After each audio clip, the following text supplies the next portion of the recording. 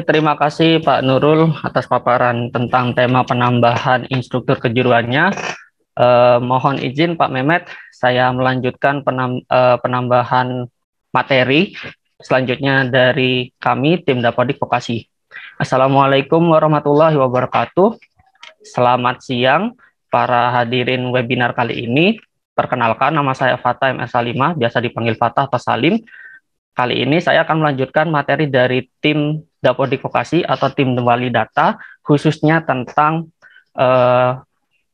Dapodik dan juga implementasinya terhadap SMK PK. Sebelum saya lanjutkan, saya akan memaparkan sedikit poin-poin yang akan saya paparkan nanti. Nanti pada saat pemaparan saya akan langsung menampilkan secara teknis bagaimana pengisian data SMK PK pada Dapodik 2022. Pada paparan ini saya akan membagi dua bahasan utama. Yang pertama yaitu tentang data SMK PK itu sendiri dan juga tentang pengisian khususnya pada link dan supermatch. Dan juga nanti saya akan mencoba menampilkan sedikit data isian TEVA yang sudah saya entrykan pada aplikasi Dapodik sekolah kami. Oke, saya mohon izin untuk share screen. Oke, para hadirin, Bapak Ibu sekalian, di layar screen masing-masing sudah tampil tampilan Dapodik 2022 batch B. Akan tetapi ini sebagai informasi, ini batch B belum rilis. Kami di tim Dapodik Vokasi masih sedang melakukan final testing untuk patch ini, sehingga semoga nanti aplikasi patch ini akan segera rilis, mungkin dalam beberapa waktu dekat. Oke, sebelum itu saya akan mencoba menampilkan beberapa daftar perubahan pada aplikasi Dapodik, khususnya patch 2022B.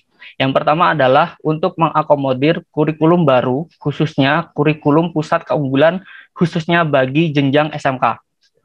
Kemudian juga ada pembaruan terkait penambahan kolom nomor induk berusaha atau NIB pada relasi dunia usaha dan industri bagi jenjang SMK. Kemudian juga adanya perbaikan penyesuaian validasi pembelajaran untuk kurikulum pusat keunggulan bagi jenjang SMK. Oke, mungkin ini sedikit informasi bagi Bapak Ibu sekalian yang berasal dari Dinas Pendidikan dan juga Dinas Penanaman Modal dan Pelayanan Terpadu Satu Pintu. Ini adalah tampilan front end Dapodik sekolah, dan ini dan semuanya tampilannya sama. Dapodik ini terdiri dari beberapa menu-menu khusus, yaitu ada beranda, menu sekolah, sarpras, GTK, peserta didik, rombel belajar, nilai, jadwal, validasi, serta sinkronisasi dan juga pengaturan. Khusus pada webinar kali ini, saya akan mencoba menampilkan beberapa data terkait implementasi SMK PK. Yang pertama adalah perubahan yang paling mendasar adalah adanya flagging data SMK PK atau SMK Pusat Keunggulan. Data tersebut dapat dilihat pada aplikasi front-end Dapodik sekolah masing-masing pada menu sekolah, kemudian pada data rinci sekolah pada data dinamis. Seperti yang muncul di layar masing-masing, di sini sudah ada flagging tentang sekolah mana saja yang menjadi sekolah pusat keunggulan. Nah, proses flagging ini dilakukan oleh pusat, sehingga sekolah tidak bisa menghapus ataupun mengubah data tersebut. Nah, jika sekolah tersebut bukan SMK PK, maka di data dinamisnya tidak akan muncul data sekolah pusat keunggulan ini. Tapi kalau jika sekolahnya adalah SMK PK, maka tampilannya akan seperti ini. Seperti contoh di sekolah kami. Oke, kemudian setelah sekolah mendapatkan flagging sebagai sekolah pusat keunggulan, barulah kita melihat pada data rincian sekolah, khususnya kompetensi keahlian yang dilayani. Seperti yang telah dipaparkan sebelumnya oleh Pak Habib dan juga Pak Lukman tentang penambahan program keahlian, khususnya program keahlian SMK PK, penambahannya hanya dapat dilakukan dari Dinas Pendidikan Provinsi masing-masing. Sehingga sekolah sebelum melakukan entry data Dapodik, khususnya SMKPK, pastikan dulu data dinamis sudah terflagging sebagai SMKPK, kemudian pastikan program keahlian SMKPK sudah ditambahkan oleh Dinas Pendidikan masing-masing. Nah, pada contoh kali ini kami sudah menambahkan satu program keahlian sesuai dengan Kepmen 165 tentang SMKPK, yaitu program keahlian Desain Komunikasi Visual yang sebelumnya adalah kompetensi keahlian dari multimedia. Nah, ini mungkin sedikit informasi bagi rekan-rekan dari Dinas Pendidikan dan juga Dinas Penanaman Modal, bahwa di Dapodik ini juga menampilkan data kompetensi keahlian pada kurikulum yang sebelumnya, yaitu kurikulum 2013 revisi. Nah, seperti di sini di tampilan, di sini ada beberapa kompetensi yang sekarang masih aktif di tingkat 11 dan tingkat 12, kemudian juga ada data program keahlian yang sesuai SMKPK. Nah, kemudian juga setelah kita memastikan data dinamis telah terflagging sebagai SMKPK, kemudian program keahlian dari SMKPK sudah ditambahkan oleh dinas, barulah sekolah bisa menambahkan rombongan belajar untuk SMKPK.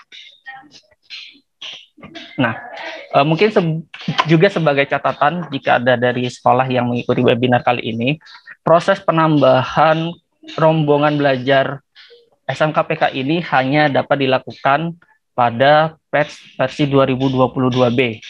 Nah, mungkin sekolah tidak bisa segera mengentrikan, tapi mungkin dalam waktu dekat akan segera rilis. Nah, pengisian teknisnya contohnya adalah seperti ini. Kita klik tambah, kemudian pilih jenis rombelnya, kemudian tingkat 10, kemudian kita pilih program keahliannya. Nah, program keahlian ini jika sudah terflagging sebagai SMKPK, maka yang akan tampil di kelas 10 atau jenjang 10 hanyalah program keahliannya saja. Sebagai contoh di sini adalah DKV sudah ditambahkan. Nah, nanti jika sudah ditambahkan, maka data rombongan belajarnya akan muncul seperti ini. Nah, kelas 10 program keahliannya DKV, kemudian kurikulumnya adalah kurikulum Pusat Keunggulan Desain Komunikasi dan Visual. Jadi penamaan kurikulum di front end Dapodik adalah nama kurikulum SMK Pusat Keunggulan, kemudian nama program keahliannya. Ini agar dibedakan antara pengisian antara program keahlian satu dengan lainnya. Kemudian isian nama rombel, wali kelas, dan juga ruang seperti pengisian pada umumnya. Oke, kemudian yang menjadi titik poin penting pada Dapodik kali ini adalah tentunya pembelajaran. Seperti yang disampaikan oleh Pak Habib tadi, jika kita sudah menambahkan data rombongan belajar sesuai dengan kurikulum PK, maka pada pembelajarannya sudah menyesuaikan dengan mapel-mapel yang ada di Kepmen 165. Contohnya seperti ini. Di muatan A sudah dibagi, yaitu pembagian mapel agama, ada agama Islam, Kristen, Katolik, Buddha, Hindu, Konghucu, dan juga kepercayaan. Kemudian mapel pendidikan Pancasila dan kewarganegaraan, bahasa Indonesia, muatan lokal, dan juga sejarah dan Pencaskas. Kemudian mapel muatan B, yaitu kejuruan.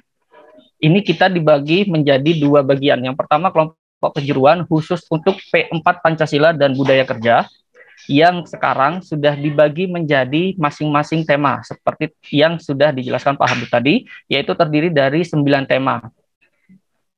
Nah, di aplikasi Dapodik ini kita tinggal mengisikannya. Ini adalah contoh pengisian pembelajaran yang sudah terisi.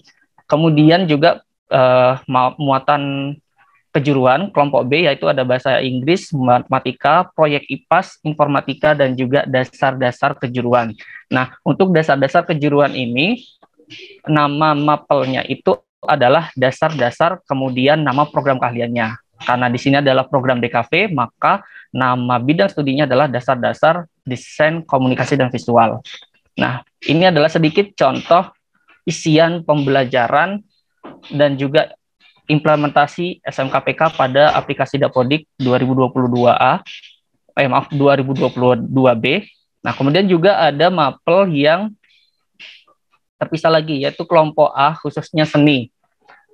Jika kita membaca Kepmen untuk mapel seni ini, kita dapat memilih minimal 1.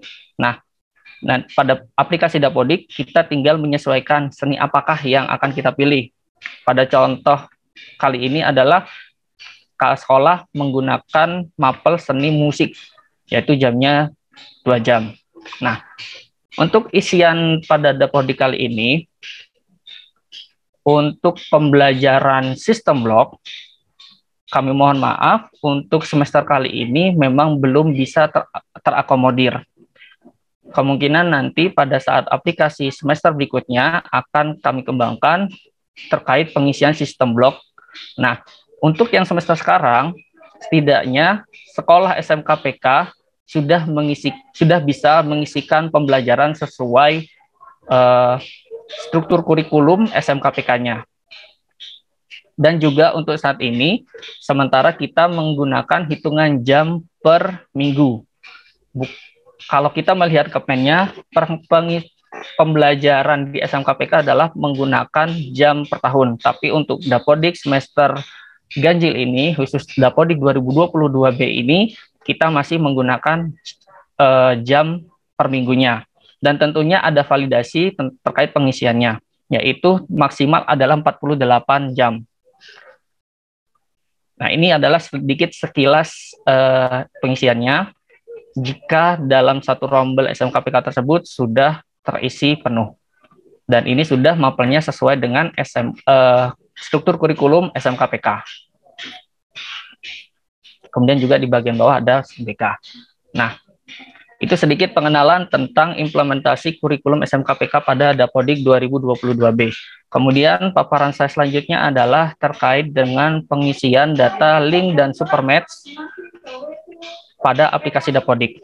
Pengisian link dan supermatch ini dapat kita lakukan pada menu sekolah. Yang pertama adalah kita mengisikan data rinci sekolah, yaitu data relasi dunia usaha dan industri atau DUDI. Contoh pada aplikasi kami, di sini sudah terdata sekitar 243 DUDI yang berelasi dengan sekolah. Nah, ini contoh isiannya di Dapodik. Nah, kemudian setelah kita menambahkan data relasi dunia dan industri, selanjutnya adalah kita menambahkan data perjanjian kerjasama atau PKS. Dulu kita menggunakan istilah MOU. Nah, sekarang kita menggunakan istilah perjanjian kerjasama. Nah, jenis kerjasama yang dapat diisi pada aplikasi Dapodik ini ada beberapa, yaitu seperti kerjasama komersial, bantuan sarana prasarana, CSR, lomba kelompok siswa lainnya, kemudian ada magang, praktek kerja industri atau prakerin untuk siswa dan guru, kemudian pembelajaran berbasis proyek nyata dari dunia kerja, penyelarasan kurikulum, sertifikasi kompetensi, pelatihan dunia kerja, penyerapan lulusan, kemudian guru atau dosen atau tenaga ahli dari dunia kerja, riset terapan, beasiswa, dan juga ikatan dinas. Nah, nanti sekolah bisa mengisikan jenis kerjasamanya ini sesuai dengan perjanjian yang dilakukan. Contoh di sini adalah, sekalian saya contoh tentang kerjasama pengisian TEFA. Nah, contoh di sini adalah kami melakukan TEFA atau pembelajaran berbasis proyek nyata dari dunia industri bersama dengan CV Batik Halus. Nah, pengisiannya di Dapodik adalah, pertama kita mengisikan data relasi DUDI-nya. Sebentar, maaf, ini agak lemot.